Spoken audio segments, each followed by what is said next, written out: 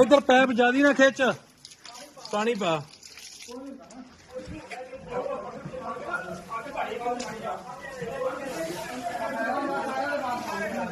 उधर मार गड्डी ते जीजू का तो नहीं नुकसान होया? नुकसान है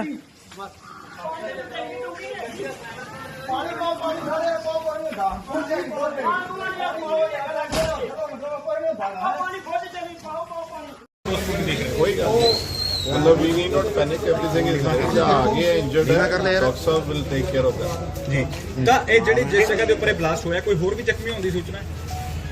ਦੇਖੋ ਇਹ 3 ਜਣੇ ਦੀ ਸੂਚਨਾ ਹੈ, ਦੇਖੋ ਇਹ 3 ਜਣੇ ਦੀ ਸੂਚਨਾ ਹੈ ਤੱਕ, ਬਾਕੀ ਹਜੇ ਕੋਈ ਹੋਰ ਸੂਚਨਾ ਨਹੀਂ ਤੇ ਇਹ ਵੀ ਬਰਨ ਇੰਜਰੀਜ਼ ਹੈ ਮੋਸਟ ਪ੍ਰੋਬਬਲੀ, ਬਾਕੀ ਜਾ ਕੇ ਅੰਦਰ ਦੇਖਾਂਗੇ। ਸਰ ਕਿੰਨੇ ਕਿ ਧਮਾਕੇ ਹੋਏ ਸਰ?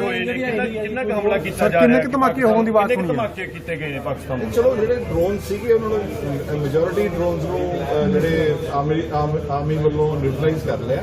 ਬਾਕੀ ਜਿਹੜੇ ਕੁਝ ਆਹ ਜਿਵੇਂ 21 ਹੋਇਆ ਜਿਹੜਾ ਇਨਸੀਡੈਂਟ ਜਿਹੜਾ ਸਾਹਮਣੇ ਆਇਆ, ਬਾਕੀ ਸਾਰੇ ਸਾਡੀ ਟੀਮਸ ਬਾਹਰ ਹੈ ਤੇ ਅਸੀਂ ਦੇਖ ਲਾਂਗੇ ਜੇ ਕੁਝ ਵੀ ਹੋਊਗਾ। ਪ੍ਰਸ਼ਾਸਨ ਦੀ ਨਾਕਾਮੀ ਨਹੀਂ ਮੰਨਦੇ? 4 ਤੋਂ 5 ਫਾਇਰ ਹੋਏ, ਉਸ ਤੋਂ ਬਾਅਦ ਬਲੈਕ ਆਊਟ ਕੀਤਾ ਗਿਆ, ਲਾਈਟਾਂ ਸਰਵੇ ਚੱਲ ਰਹੀ ਸੀ।